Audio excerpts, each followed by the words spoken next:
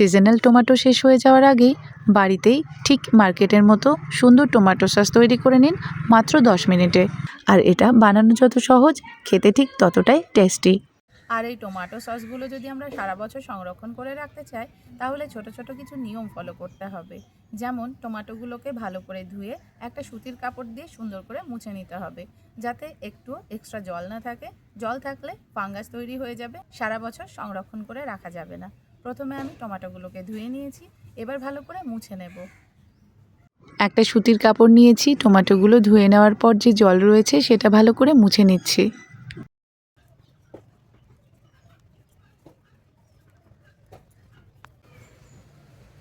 এবার টমেটোগুলোকে আমি কেটে নিচ্ছি। টমেটোগুলো কাটার কোনো সঠিক নিয়ম নেই, যে কোনো আকার আকৃতিতে কেটে নিলেই হবে।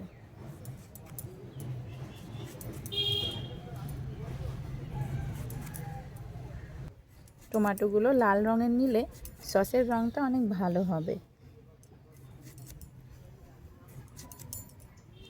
এই যে টমেটোগুলোকে ঠিক আমি এইভাবে কেটে নিয়েছি, এবার এগুলোকে সিদ্ধ করে নেব। এবারে 1 কেজি টমেটোর জন্য কি মশলা নিয়েছি, কতটুকু পরিমাণে নিয়েছি ভালো করে দেখে নিন।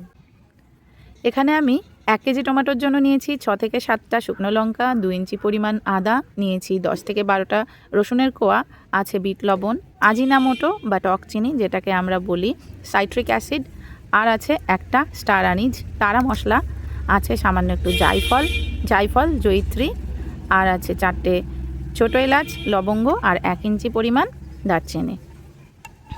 আর এখানে একটা ছোট সাইজের বিটরুট কেটে নিয়েছি, যাতে আমার কোনো কেমিক্যাল কালার ইউজ না করতে হয়।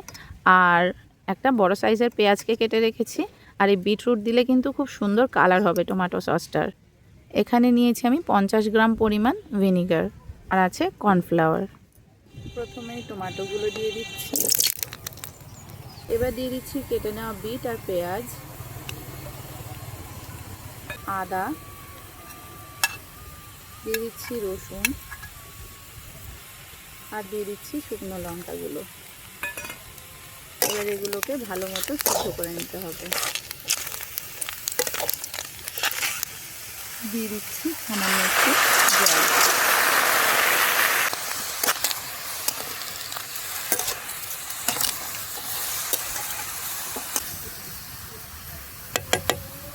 দিয়ে দিচ্ছি সমস্ত রকম শুকনো মশলাগুলো।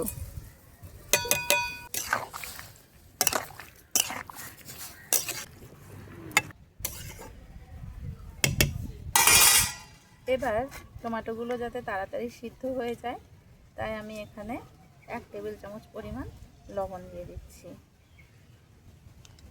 লবণ দিয়ে এটাকে ঢাকা দিয়ে রাখবো, যাতে তাড়াতাড়ি সিদ্ধ হয়ে যায়। ঢাকাটা খুলে দেখবো কেমন সিদ্ধ হলো।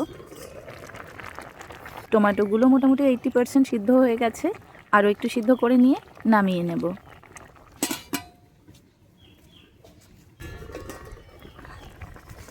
এই দেখুন টমেটোগুলো ভালো করে সিদ্ধ হয়ে গেছে, এবার আমি গ্রাইন্ডারে সুন্দর করে পেস্ট করে নেব।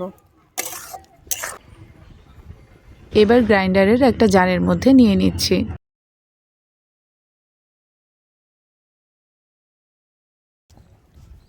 সিদ্ধ টমেটোগুলো ভালো করে পেস্ট করে নিয়েছি, এবার এটাকে ছেঁকে নিচ্ছি। পেস্ট করে নেওয়া টমেটোগুলো ভালো করে স্টেইনারে ছেঁকে নিলে টমেটোর খোসা বা মশলার অন্যান্য শক্ত অংশগুলো ধরা পড়বে স্টেইনারের মধ্যে, তাতে করে টমেটো সসটা অনেক বেশি মসৃণ সুন্দর হবে। এটাকে ছেঁকে নেওয়াতে টমেটো পিউরিটা কতটা মসৃণ হয়েছে দেখুন। ছেঁকে নেওয়া টমেটো পিউরি দিয়ে দিয়েছি আমি কড়াইয়ের মধ্যে। এবার এটাকে জাল করে নেব যতক্ষণ এর মধ্যে একটা আঠালো ভাব না আসছে। এবার এর মধ্যে দিয়ে দিচ্ছি আমি 200 গ্রাম পরিমাণ চিনি। চিনিটা দেওয়ার পর একটু পাতলা হয়ে যাবে, কোনো অসুবিধা নেই, এটাকে হাই ফ্লেমে আবার জাল করে নিতে হবে। এবার দিয়ে দিচ্ছি 50 গ্রাম পরিমাণ ভিনিগার। চিনি দেওয়ার পর এরকম ফেনা তৈরি হবে, ফেনাগুলো তুলে ফেলে দেওয়ার দরকার নেই, এটা যখন কমে যাবে তখন ফেনাটা এর সঙ্গে ডিসলভ হয়ে যাবে। এবার দিয়ে দিচ্ছি 1 চা চামচ পরিমাণ আজিনামোটো বা টক চিনি।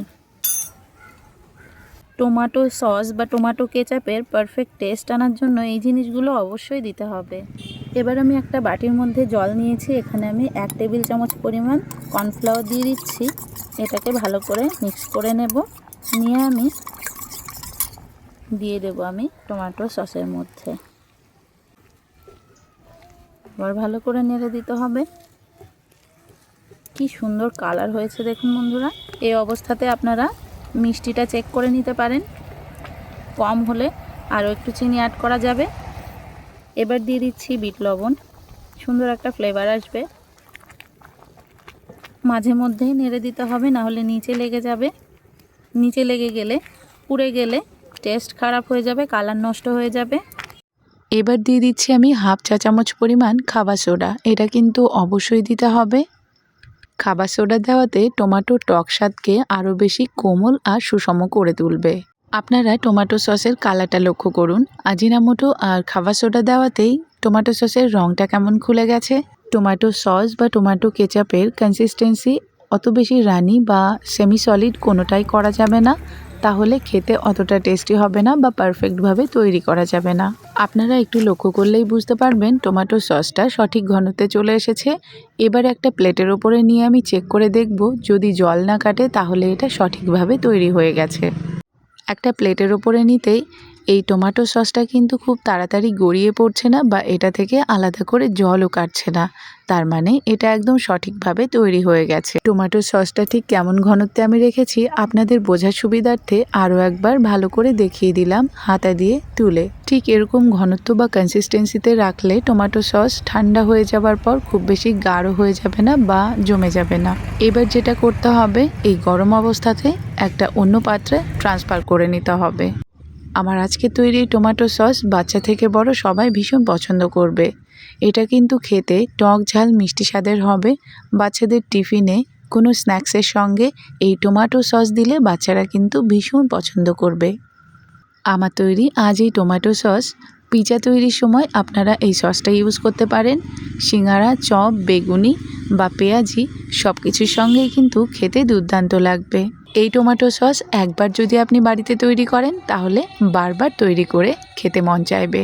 রেসিপি ভালো লাগলে লাইক, কমেন্ট, শেয়ার করে পাশে থাকবেন।